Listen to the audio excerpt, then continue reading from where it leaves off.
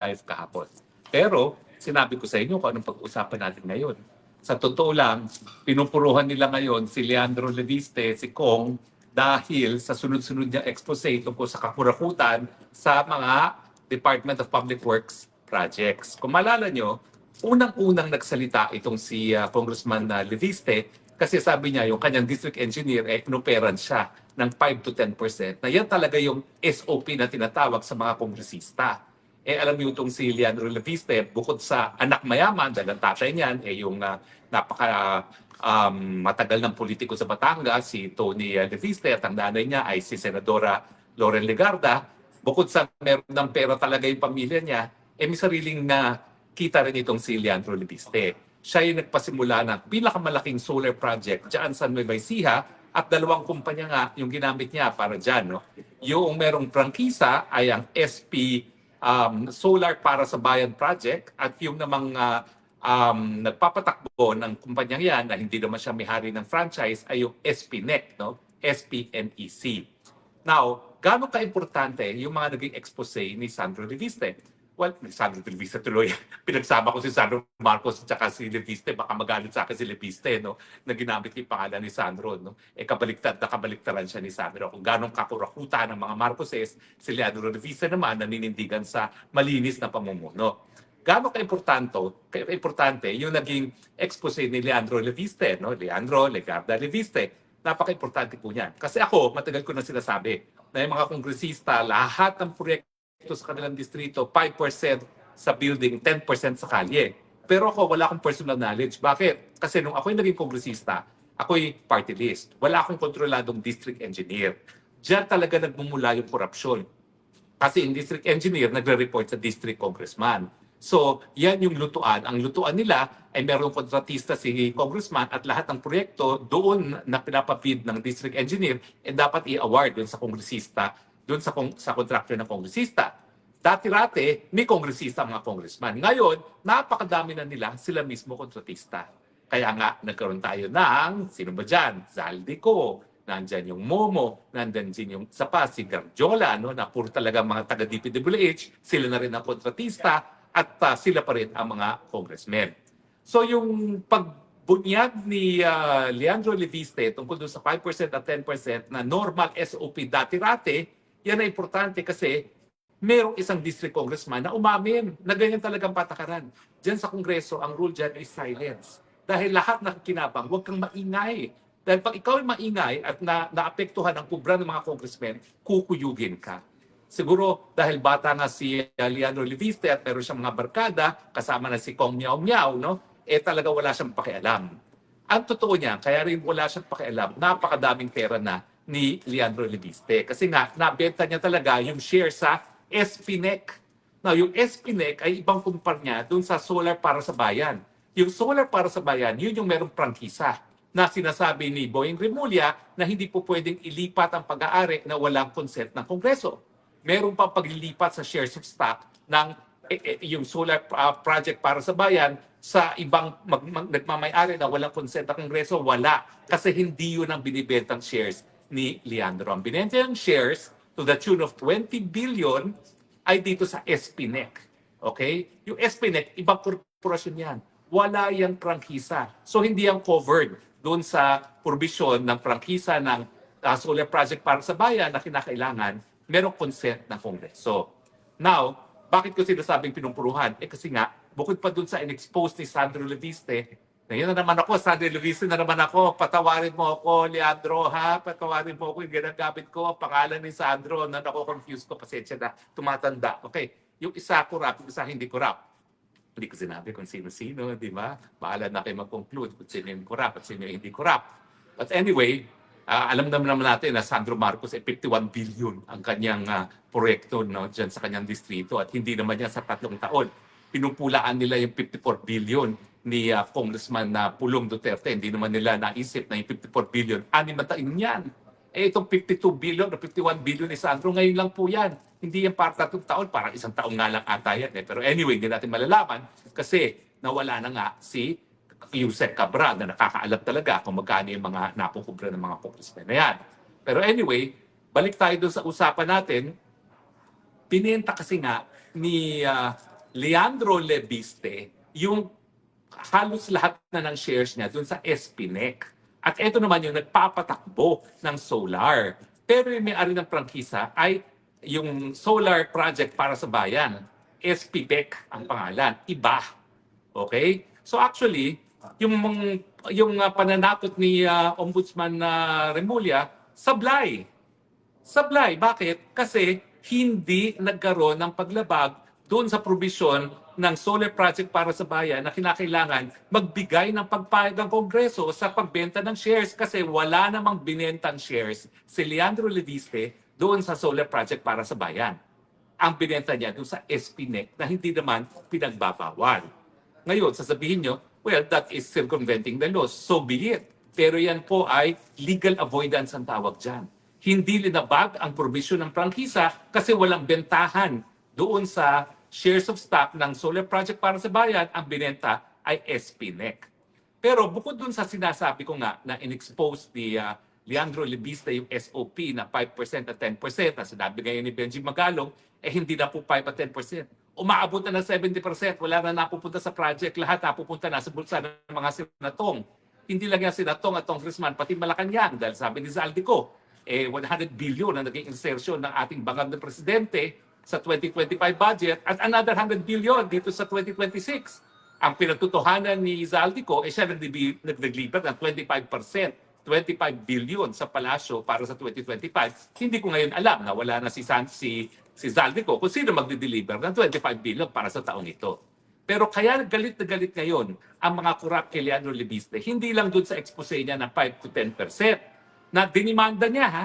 So hindi ito laway-laway lang. Talagang nag-file ng demanda si Leandro Lebiste laban doon sa district engineer ng Batangas. No? Pero galit na galit sila dahil dito sa Cabral Files. Dahil nga, sinasabi nila, sapilitin daw kinuha ni ni Leandro Lebiste yung Cabral Files. Ano ibig sabihin nyo? Kapag sinabi mo na sapilitan mong kinuha yan, ibig sabihin, totoo yung files. Una-una. Pangalawa, nagsalita na yung abogado ng nasirang Yusek Cabral. Sinasabi talaga ng abogada na meron talagang Cabral Files. Ang hindi lang niya alam dahil hindi pa niya nakikita kung anong hawak ni Congressman Leandro Leviste kung kapareho nga ito ng Cabral Files na hawak nila. Pero kung walang kaduda-duda, hindi yan nagkakaiba. Bakit? Well, alam niyo naman, nanay niya si Loren Legarda. Si Loren, sinasabi naman ni Leandro Leviste, pati si Loren ay merong mga insertions. So tanggap na po natin yan. Alam nyo, tanggapin nyo na. Walang malinis na senatong at congressman. Lahat sila kumita. Pati Ping Lacson. Ping Lacson, kumare wala siyang insertion pero meron niya mga project na pinapasok, biglaan din. So lahat po sila. Si Risa Antuberos, number 1 magmamalinis. 3 billion ang insertion. Kaya lang ang tawag niya amendment. Buti na lang nagsalita yung kakampi niya na si Franklin Drilon na walang pagkakaiba ang amendment sa insertion. Pareho lang yan. Pinabago mo yung budget proposal ng Malacanang para magkaroon ka ng proyekto at kapag ikaw kasi nakapagpasok sa budget ng proyekto, sasabihin mo sa DPWH, sa contractor ko bibigay mo yan. Kaya ikaw, Risa Ontiveros, alam na namin kung sino ang mga bagman mo. Darating ang punto, ilalabas na rin namin yan, tumigil ka na sa iyong pagmamalinis, kadiri ka. Mas mabuti pa siguro yung mga kurap talagang inaamin silang kurap kaysa yung mga nagmamalinis. Yan ang pinakamasama, mas nakakasuka. Yung mga nagmamalinis na kurap din naman pala. Anyway, kaya galit na galit sila dahil sa Cabral Files. Kasi yung Cabral Files, number 1, yung Cabral Files magpapatunay yung sa sinasabi ni Zaldico na merong 100 billion ang Presidente Marcos Jr. sa 2025 budget.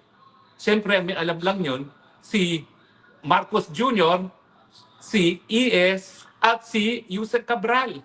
Nandyan yan. Yan ang pinaka-importanting laman yan. Bukod pa doon sa kung sino-sino talagang mga congressman, mga miyembro ng gabinete at ang presidente mismo ang naglagay ng mga proyekto na hindi naman napaloob doon sa original National Expenditure Plan na sinumite ng Malacanang sa Kongreso.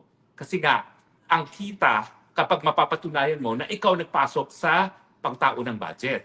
Sa katunayan, pag yan ay nasa NEP at wala namang kinalaman ng congressman, wala silang kita.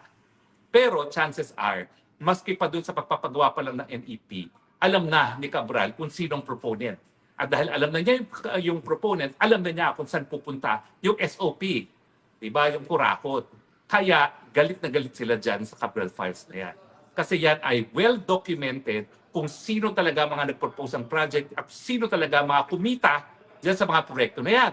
Buti sana kung talaga may proyekto, pero napakadaming mga ghost projects. Mantakin ninyo, hindi pa sapat sa kanila na 70% na kinukurakot. Nag-ghost project pa sila, 100% na ang kinurakot. Diba? Ang dami niyan sa Bulacan, ang dami niyan sa Mindoro. Yan po ang dahilan kung bakit pinupuruhan nila ngayon si Leandro Lebiste. Ang mensahe, bata, tumahimik ka na. Dahil kung hindi, kakasuhan ka rin namin. Pero mabuti na lang, ang kadil naman ni Leandro Lebiste ay napakalaking kumpanya, Meralco. Napakatindi naman ng mga abogado ng Meralco yan. Hindi naman papayag yan na papasok ang Meralco sa isang transaksyon na magiging dahilan para mademanda ang Meralco. Dahil ang Meralco meron sariling prangkisa na pinangangalagaan. So sa tingin ko, pananatot lang yan, Congressman Leandro Lebiste. Nais nilang itigil mo na yung pagre-release ng Cabral Files. Dahil pag yan ay lumabas, well documented ngayon kung sino talaga ang mga magnanakaw at chances are baka walang matira sa gobyerno pag lumabas yan Cabral Files yan. Dahil lalabas, lahat sila, mula presidente hanggang congressman, lahat sila corrupt. Yan po katotohanan. Kaya naman po, ayon sa survey ng Pulse Asia, 94% ng lahat ng Pilipino ay naniniwala na lantaran ng korupsyon. E paano nga hindi maging lantaran? Yang Cabral Files na yan magpapatunay. Hindi lang 94%, 100% siguro. Sabihin na lang natin merong 1% na malinis. Kasama na doon si Leandro Lebiste at saka si Kong Miao Miao Braganza. Pero 1% lang ang malinis. 99% talaga mga corrupt. Kaya kayo mga kababayan Pilipino, mag-isip na kayo ha. Kasi alam na natin ngayon na lantaran ng korupsyon. Anong gagawin ninyo? Wala. Nananahimik pa rin kayo. Habang kayo nananahimik, yung korupsyon naroroyan pa rin.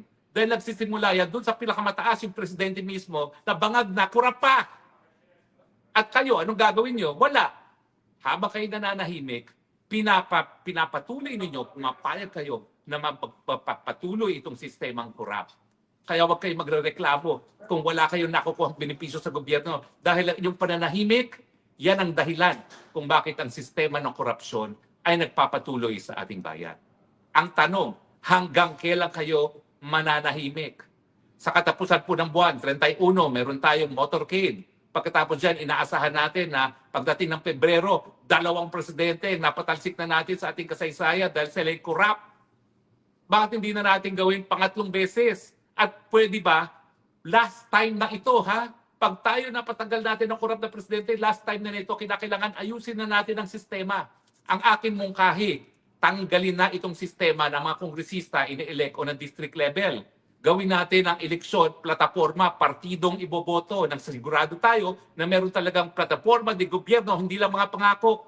Ganyan pong natutunan ko dito sa Europa. Hindi sila nag-i-elect ng mga parliamentarians on the basis of district na makikipagkunsyabahan sa district engineer. Ang binoboto nila mga partido, ang binoboto nila plataforma de gobyerno, hindi personalidad.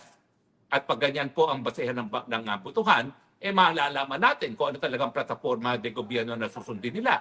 Kaya nga dito sa Europa, meron na papatupad na universal healthcare. Pati ako nakinabang, libreng gamot, libreng paggamot, libreng edukasyon, at napakalakas na social security system. Pero eventually, nasa sa inyo yan. Kung kayo papayag sa pagpapatuloy ng kultura ng korupsyon, huwag kayong mag-ingay. Hayaan nyo mga bangag mamuno at hayaan yung patuloy na magutom ang ating kababayan dahil sa latest SWS survey, kalahati ng Pilipino, 51% gutom. Kapag hindi pa kayo nagsalita, baka maya-maya, yung ninanais natin at pinagmamalaki nating mapayapang people power, baka maging madugo na. Dahil kapag mahigit sa kalahati ng ating mga kababayan ay gutom, baka hindi na maging mapayapang pagbabago yan. Pilipinas, gumalaw na po tayo, gumising na po tayo habang meron pang panahon. Tama na po, sobra na po. At Congressman Leandro Lebiste, minsan ako ay very proud na ikaw ay nag-sit-in sa aking klase ng constitutional law. You have made my career as a law professor fulfilling, bagamat hindi ka naging abogado at hindi ka nag-aral ng batas. You have shown that the Constitution is very much alive in the person of Leandro Leviste, dahil hindi kayo mananahimik sa kabila ng lantarang korupsyon sa gobyerno. Mabuhay ka, Congressman Leandro Leviste. Salamat po sa patuloy na pagtangkilik, ha? At hanggang sa muli po, ito pong Spokes ng Bayan nagsasabing, I love you, Philippines. You're the only country that I have. You're the only country that I will love. God bless the Philippines. Bye.